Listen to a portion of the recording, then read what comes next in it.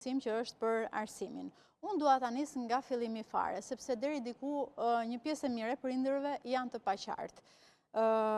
Kur aplikohet për ta përfituar? Aplikimi bëhet përmes deklaratës vjetore, Po? e cila në fakt përbën taksimin real të individit. Duhet ta perceptojnë si një bilanc, i cili dorëzohet deri në 31 mars. Po. Me të bërë deklaratën deri në 31 mars, eventualisht tatimet, në rastin kur përfitohet tatimi, marrin informacionin, të cilën e kemi depozituar numrin e llogarisë, ku ne duam të na vijnë para, dhe në vijimsi tatimet rimbursojnë shumën e paguar. E ka ligji për procedurat tatimore, e kërkon një gjë të tillë që nëse ne bëjmë kërkesën për rimbursim, ata të na rimbursojnë. Pra, mjafton vetëm bërja e kërkesës, bërja e deklaratës, që bëhet online, për ta sqaruar. Deklarata bëhet online, po, se diskutohet. Deklarata bëhet online. Deklaratën duhet ta bëjnë të gjithë prindrit që kërkojnë të përfitojnë nga ky kompensim. Pavarësisht në parim, të gjithë prindrit kanë të drejtë ta bëjnë këtë gjë. Kuptohet që ka disa raste në të cilat nuk përfitohet, por unë do ta thosha që më saktë është kështu që skema parashikon që kthehet një pjesë e tatimit të paguar gjatë vitit. Po. E formuluar në këtë mënyrë, ne kuptojmë që, për shembull, personat të cilët kanë pasur paga nën 50.000 lekë të reja, e kanë përfituar zbritjen gjatë vitit. Pra, ata persona nuk kanë paguar tatim gjatë vitit. Në këtë mënyrë, këta persona nuk kanë pse të kërkojnë një kthim tatimi, sepse nuk kanë paguar tatim gjatë vitit.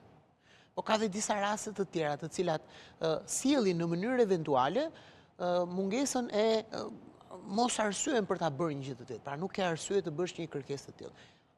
Ne i referohemi... Kush nuk ka arsye për ta bërë një kërkesë? Po ja, këta për shembull. Rasti, pra paga minimale. Po, ja të them një rast tjetër. Dy bashkëshortë. Njëri prej bashkëshortëve ka një biznes, person fizik, biznes i lagjes.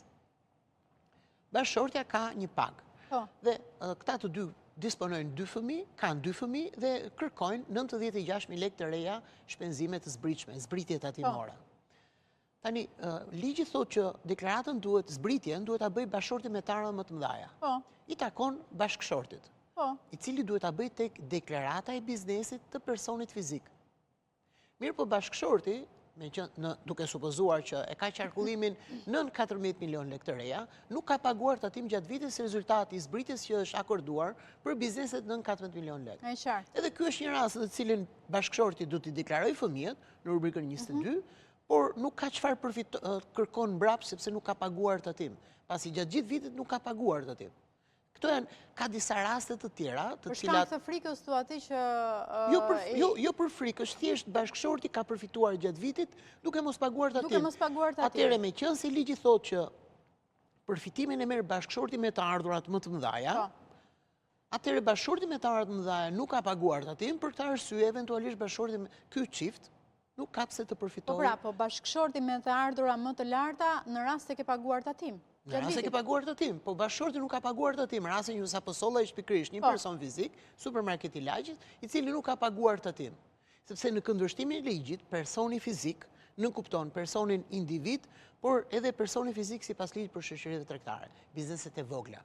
Kjo do të thotë që 48.000 lekë i jepet bashkëshortit, ashtu si dhe bashkëshortes. Por nëse bashkëshorti ka një aktivitet i cili ka një qarkullim të lartë, kuptohet më të madh se sa rroga e bashkëshortes, por nën 14 milion lekë të reja, bashkëshorti nuk ka paguar tatim. Ai do t'i vendosi këto 48.000 lekë herë 3 në këtë rast, që menduam për 3 fëmijë,